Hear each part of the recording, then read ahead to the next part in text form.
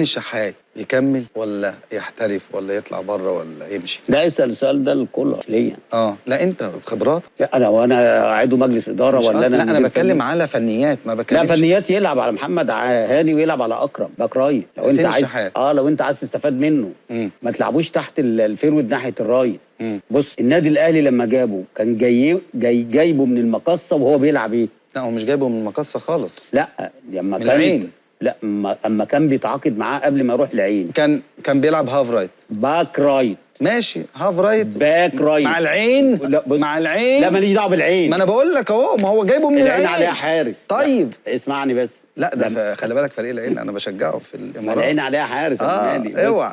بص يا حبيبي، انا بقول لك لما كان عامل الشغل وكان في عز التوهج بتاعه كان في المقصه باك رايت صانع لعب، وكان بيلعب في الحته دي ان هو ايه، بيجي هو المفتاح اللعب بتاع الفرقه كلها. فاكر انت جونيور في تيم البرازيل 82 طبعا، فكان نفس الكلام، كان حسين الشحات يكمل. صدق بالله انا كان جوايا شويه دعم لحسين الشحات بعد ما لقيتك بتقول يكمل في الاهلي. راح حسين الشحات يمشي يا جماعه طالما رضا عبد الهادي قال يكمل، يقول يمين يبقى شمال، شمال يبقى يمين، خلصانه. هي ضربه جزاء الكره على فكره.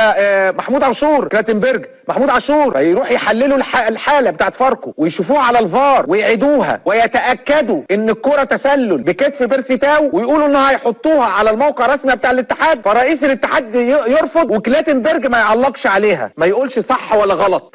مش سهل برضه كلاتنبرج يسيب الحاله دي خالص وما يتكلمش عنها، بس يعمل ايه؟ يستبعد محمود عاشور. فمحمود عاشور اللي هو افضل حكم فار فيك يا مصر، لان هو اللي دولي وهو اللي راح دوره طوكيو واللي راح كاس الامم الافريقيه الاخيره اللي اقيمت في الكاميرون، واللي رايح الايام اللي جايه بطوله افريقيا للمحليين بطلب من الاتحاد الافريقي وبموافقه الاتحاد الدولي. فكلاتنبرج منع حكم دولي انه يكون متواجد عشان عارف الاتجاه فين. محمود عاشور ده حسب حاجه هي صح بس انا مش هقول، عشان انا مش عايز اقول. ليه مش عايز تقول حضرتك؟ ليه ما تقول لنا الحاله دي ايه؟ ما تشرحها لنا كده على الفار. يا سيدي انت بتدافع عن محمود عاشور ليه؟ اخطأ في ماتش ما بين الاهلي وفاركو في دوري، انت خدته بالاحتواء وروح على البروتوكول. عايز ايه تاني يا عم؟ الرحمه بقى، ارحمنا بقى.